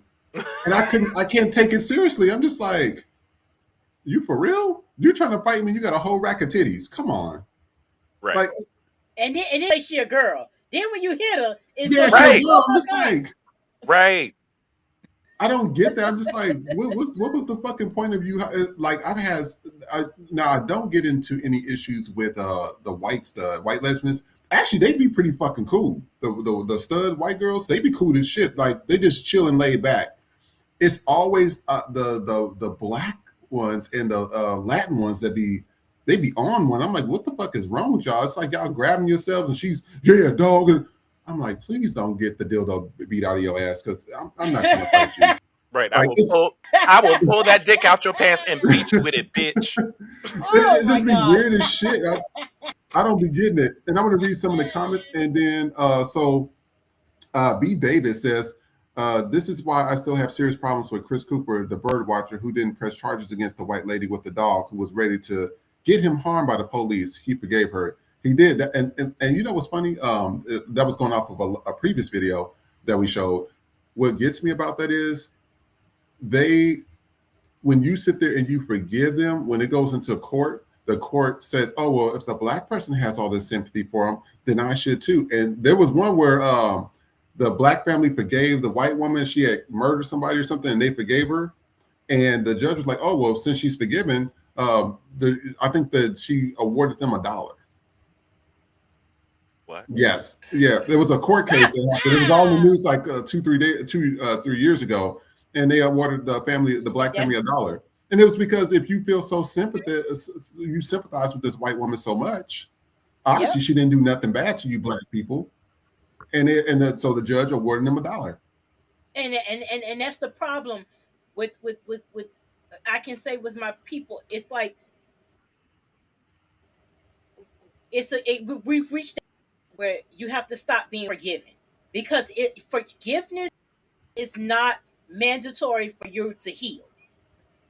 It is not meant for you. If you want to forgive somebody, do that shit personally. Don't be stupid and go forgive a bitch on the fucking record. Because if you can forgive somebody, I don't give a fuck. If anything happens to my child, what the fuck you mean forgive you? You out your motherfucking mind. Yeah. I'm a whole both of us not gonna be here. Cause I'm gonna cancel you the fuck out first. Let's start there. This whole thing, and again, this is why white people have the idea to do what the fuck they're gonna do to us, because we've always, as a collective, not individually, but as a collective, we have always given white people and people race so much so to the point where it is not even expected, it is demanded. Our grace is demanded by white people and people of color. It's not even expected. It's not even asked for. It is demanded. Our grace, our forgiveness is demanded. Because if it wasn't, then why are they mad that we're not in the streets, we're putting our behind anymore? Because they're upset about it. Hence the, oh, you're not helping us. Why aren't you helping us? Why aren't you out there? That goes to show you they don't want us to fight with them. They want us to fight. Yeah. I think they are entitled to our labor, to our physical labor, mental labor, all of it. They don't care. They just expect us as black people to. That's why they always tell us, because we're so strong. And make no very careful with that. As black people, we are strong, but white people make it a point. People are so they can absolve themselves of the bull they do. Because if black people are so strong, that's why they want to. Oh, black people, y'all are so strong, but that's the same excuse they give for us to get over slavery, for us to get over everything that's happened. Oh, slavery doesn't exist anymore. Get over it. Okay, tell that to a motherfucking Jew. Go tell that same shit to a Jewish person when you make an anti-Semitic joke. Or when you say anything that they don't agree with, automatically take it as anti. Go talk to them about that shit. Go tell them that the oppression Olympics is fucking over and see what they do with that goddamn statement. We are the only ones that are always expected to roll the fuck over and get over everything. Oh, black women, you're so strong. White women say that shit so that when they pull their little tricks and shit, then black women that, well, you're stronger than me, so I get just this frail old white woman and da da da, and woe is me, and have sympathy for me. It's a reason why white women tears mean something, but a black woman tears mean nothing. Because when a black woman cries, y'all don't hear shit. When a black woman cries, fuck us. But if a fake fucking tear, all y'all gotta run over there and see what the fuck is happening with that bitch. But again, black women are so strong. So we get to have we have to take everything that's given to us because we're strong enough to handle it. That ain't how the fuck this is working. Just because we strong, don't do shit just to see how far we can persevere through it. No. But that's the difference. Black women are all strong. Black men strong. Women weak. White men weak. So if they're weak, they can't be penalized. They can't be punished. Just like you see black boys and girls are black men and women. They're not seen as children when they are children. Get to be fucking adults and they're infants. Oh, they don't know what they're doing. Those that with them text messages. Them bitches is in they fucking young. They don't know what they're doing. This shit. Same thing. Yeah, so press Jesus. Come on, got my shirt. Okay. Hey, I was touching his hair. I said, "Oh, he really got silk press. It's all nice and shit." So praise Jesus, praise God. You know, but it's that shit. You could change Jesus skin. Like the fuck out of here. Shout out. So what we're gonna do? We're gonna go to a quick commercial break, and then we're gonna come back and we're gonna do our closing videos. And so we'll be right back, you guys. Silk Press Jesus has returned. He's white, historically rebranded, and grinder approved for Christian comfort. Don't miss your blessing. Order now.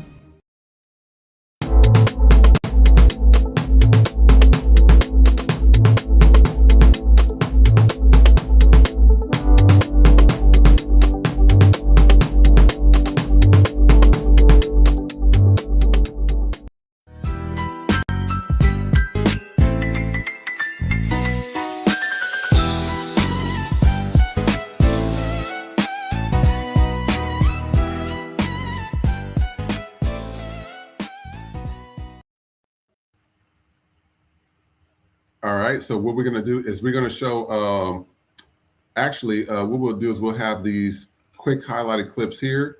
We'll have the segment, and then we're going to do our closeout. So I know that y'all been seeing the Jake Paul fight and everything. He got his ass beat. Made a lot of money though too.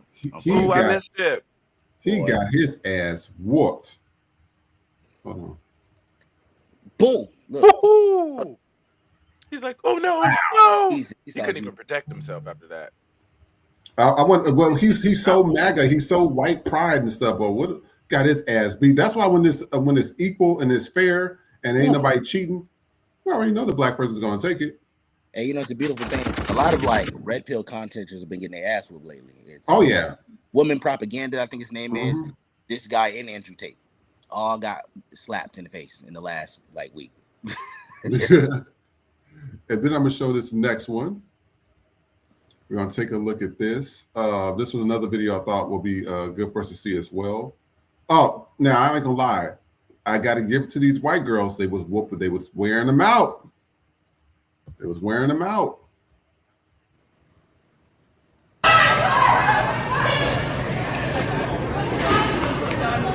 This is why I'm Walmart.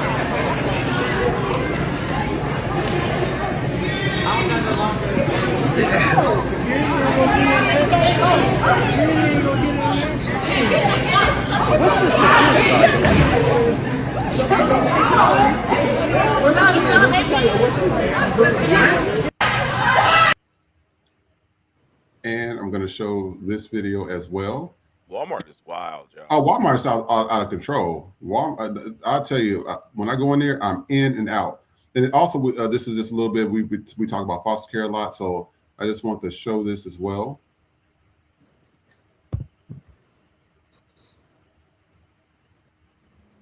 No, get the fuck out of my house. Bitch, no. Get the fuck out of my house. Bitch, no. Yeah, and you know, this is why I tell you, everybody don't need to have children. That's just one of those things. This is a clear example of why. He headbutted her. That's crazy. And then I'm gonna show you this one as well.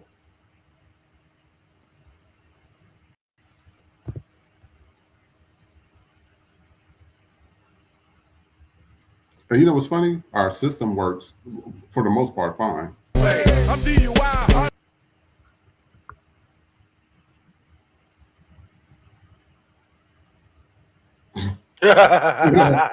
Did you see how she just? It's like they teach them this shit at a young age.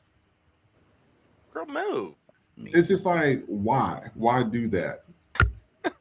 Gonna show y'all one more, and then we are going to close out of this one.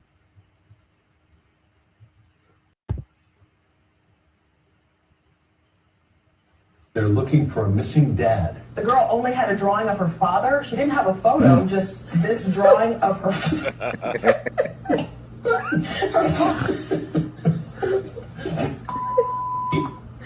I have an update from police. Officers have now located the father just moments ago.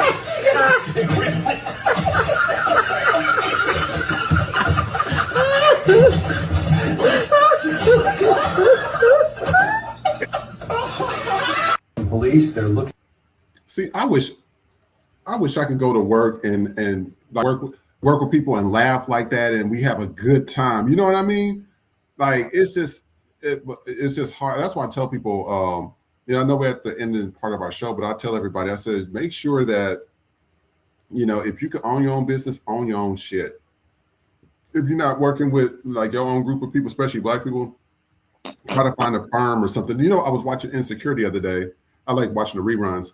And one thing I liked was Molly went from the predominantly white firm, and then she went to the black firm. And when she went there, she didn't have to fight for a fair paycheck, or she didn't have to do all this extra curricular activities just to be seen. You know what I mean? It's just like I get some shit. Sometimes I just want to go to work and be lazy. Why can I do with white folks? I just want to go be lazy. I want to come in with flip flops. Well, I don't wear flip flops like that, but come in with flip flops and shorts and a blanket. I used to see them come to all the time. So that's why I'm just like, you know, some people just want to just relax. You know, just what's your best? The the live got taken down once again. I guess for showing the Walmart fight. So our access has once again been taken away because we show violent and graphic content. Mind you, we've shown fights on here before, but okay. What? It was white people. I'm surprised because it was white people fucking winning. I'm telling you, when I tell you they have nothing better to do, they have nothing better to do with their time. I mean, racism. You should. Did No. you probably just put a message to your, the people say, hey, they banned it again, and it's ridiculous. I have to put something up because Miss Connie Which was in the platform? comments. She had asked us, did it go down? And I'm like, yeah, they banned it again. So it's I don't know. We're tired. Yeah, we expect it. Which What platform? about TikTok? TikTok.